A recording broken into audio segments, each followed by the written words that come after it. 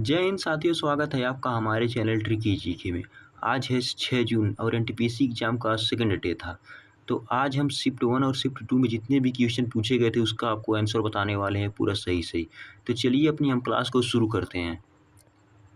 तो आज का हमारा पहला प्रश्न पूछा गया था, दिल्ली की सीएम रेखा गुप्ता किस विधानसभा से चुनाव लड़ी थी? तो ये लड़ी थी शालीमार बाग निर्वाचन क्षेत्र से। कहाँ से लड़ी थी? शालीमार बाग निर्वाचन क्षेत्र से लड़ी थी। तो चलिए अगले सवाल पे बढ़ते हैं। अगला सवाल हमारा पूछा गया था, कांग्रेस का दिसंबर 1929 का अधिवेशन जिसमें पूर्ण स्वराज्य का प्रस्ताव पारित किया गया था, इसकी अध्यक्षता किसने की थी? तो इसकी अध्यक्षता की थी जवाहरलाल नेहरू ने, जिसने पूर्ण स्वराज को पास किया गया था। तो अगला सवाल हमारा पूछा गया था, गुप्त काल में अग्रहार क्या था? तो अग्रहार मेनली क्या था? गुप्त काल में ब्राह्मणों और मंदिरों को दी जाने वाली जो भूमि था उसे अग्रहार बोलते थे, और जिसको रेख करता था उससे अग्रहारी बोलते हैं। तो चलिए अगला सवाल जो हमारा पूछा गया था, इसरो के वर्तमान अध्यक्ष कौन है? तो इसरो के वर्तमान अध्यक्ष है वी नारायणन। 11वें अध्यक्ष इसरो के वी नारायण हैं, ये पूछा गया था। अगला सवाल पूछा गया था, भारत के वर्तमान सीएजी कौन है? तो जो भारत के वर्तमान सीएजी हैं संजय मूर्ति हैं, जो 15वें सीएजी हैं।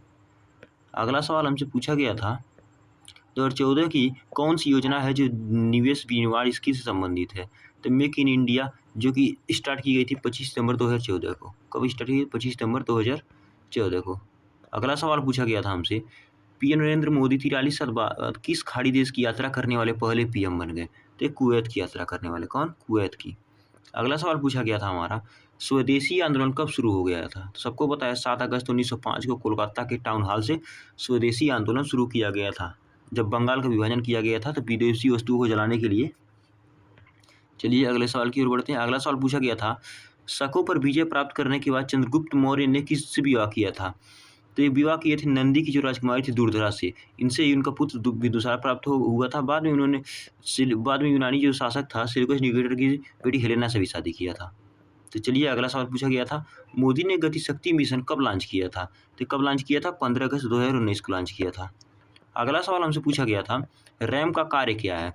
तो रैम का फुल फॉर्म क्या होता है? रैंडम एक्सेस मेमोरी का कार्य क्या है? अस्थायी, ये क्या एक अस्थायी स्टोरेज है, यह डेटा को अस्थायी रूप से स्टोर करता है। अगला सवाल पूछा गया था, निःशुल्क विधि सहायता की चर्चा किसमें है? तो किसमें चर्चा है? डीपीएसपी में। इसमें 42वां संविधान संशोधन द्वारा इसे जोड़ा गया था। अगला सवाल हमसे पूछा गया था, अंतर्राष्ट्रीय ओलंपिक समिति आईओसी के 10वें अध्यक्ष के रूप में किसे चुना गया? तो इससे क्रिस्टी कोवेंटी को, जिम्बाब्वे की क्रिस्टी कोवेंटी को चुना गया है।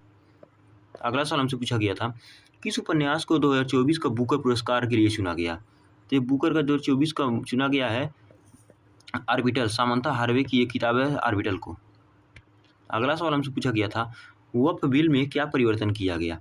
तो जैसा हमको पता है कि 8 अगस्त 2024 को संसद में पेश किया गया था वक्फ बिल। इसमें क्या परिवर्तन किया गया है? तो 1923 मुस्लिम वक्फ एक्ट को रद्द करने और 1995 के वक्फ एक्ट में संशोधन का प्रस्ताव रखा गया है इसमें। अगला सवाल पूछा गया था, भारत में सिंचाई के मुख्य स्रोत कौन सा है? तो सबको पता है भारत में जो सिंचाई का मुख्य स्रोत है अंडरग्राउंड वाटर है। इसके अलावा नहर और तालाब से भी सिंचाई की जाती है। अगला सवाल हमसे पूछा गया था, अगर मैं माइक्रोसॉफ्ट विंडो में Alt प्लस का टैब दबाता हूँ तो क्या होगा? तो Alt प्लस टैब जैसे दबाते हैं हम, क्या होता है जब एक से अधिक हम लोग एप्लीकेशन या विंडो खोलते रहते हैं तो हम स्विच करने के लिए Alt प्लस टैब का यूज करते हैं, तो यही होगा। अगला सवाल हमसे पूछा गया था, रसोई में पराशर का एक उदाहरण है। तो देख लीजिए पराशर के क्या है उदाहरण हो सकते हैं। तो ये है अचार बनाना, सूखे मेवों को पानी में भिगोना, सलाद के पत्ते को पानी में भिगोना और नमक से मछली को सुखाना। तो इसमें से कोई भी ऑप्शन रहा होगा, आपने मारा होगा तो जरूर सही होगा। चलिए अगला सवाल हमसे पूछा गया था, ओसीआई का फुल फॉर्म क्या है? तो ओसीआई का फुल फॉर्म है ओवरसीज सिटीजनशिप ऑफ इंडिया। ये है ओवरसीज सिटीजनशिप ऑफ इंडिया। अगला सवाल हमसे पूछा गया था, किस प्रकार की मिट्टी में जल धारण करने की क्षमता सर्वाधिक होती है? तो ये होती है चिकनी मिट्टी, जिसे काली मिट्टी या रेंगुर मिट्टी भी कहते हैं। एक कपास इसमें बहुत अधिक होता है। अगला सवाल हमसे पूछा गया था, कांस फिल्म फेस्टिवल कहाँ आयोजित किया जाता है? तो ये किया जाता है फ्रांस में। कहाँ आयोजित किया जाता है? फ्रांस में आयोजित किया जाता है। अगला सवाल हमसे पूछा गया था, 2023-24 में भारत में गरीबी दर सूचकांक के अनुसार गरीबी दर कितनी परसेंट रही थी? 4% रही थी। कितनी रही थी? 4% रही थी। अगला सवाल हमसे पूछा गया था, आर्टिकल 31B क्या है? तो आर्टिकल 31B क्या है? भारतीय संविधान का ऐसा प्रावधान है जो 9वीं अनुसूची में शामिल कानूनों की रक्षा करता है। जो 9वीं अनुसूची है उसमें कानून है उसकी रक्षा करने के लिए आर्टिकल 31B है। अगला सवाल हमसे पूछा गया था 2030 तक भारत की कुल नवीकरणीय ऊर्जा क्षमता का लक्ष्य क्या रखा गया है? तो 500 गीगावाट। कितना रखा गया है? 500 गीगावाट रखा गया है। अगला सवाल हमसे पूछा गया था पर्यावरण संरक्षण एक्ट भारत में कब लागू हुआ? तो ये लागू हुआ था 19 नवंबर 1986 को। कब लागू हुआ? 19 नवंबर 1986 को। अगला सवाल हमसे पूछा गया था साइक्लोन युद्धाभ्यास किन देशों के साथ होता है? तो मिस्र के साथ होता है। 3rd संस्करण अब की बार हुआ था 2025 में। कहाँ हुआ था? राजस्थान में हुआ है। अगला सवाल हमसे पूछा गया था भारतीय नौसेना दिवस 2024 की थीम क्या थी? तो 4 दिसंबर को भारतीय नौसेना दिवस मनाया जाता है। ये की थीम थी नवाचार और स्वदेशीकरण के माध्यम से शक्ति और सामर्थ्य। यही इसकी थीम थी। क्या थी इसकी? नवाचार और स्वदेशीकरण से माध्यम के शक्ति और का सामर्थ्य। अगला सवाल हमसे पूछा गया था कुषाण वंश के राजा कनिष्क ने कौन सा धर्म अपनाया था? तो ये बौद्ध धर्म अपनाए थे। इसी के शासनकाल में चौथा बौद्ध संगत कुंडलम काशी में किया गया था। अगला सवाल हमसे पूछा गया था निम्न में से कौन कांग्रेस के एक उदारवादी नेता नहीं थे? कौन नहीं थे? तो ये अरविंदो घोष उदारवादी नेता एक नहीं थे। अगला सवाल हमसे पूछा गया था भारतीय रियासतों के विशेष अधिकार को कब समाप्त कर दिया गया था? कब समाप्त कर दिया? 1971 में समाप्त कर दिया गया था। अगला सवाल हमसे पूछा गया था पत्रकारिता में उत्कृष्टता के लिए 19वीं रामनाथ गोयनका पुरस्कार 2025 से किसे सम्मानित किया गया?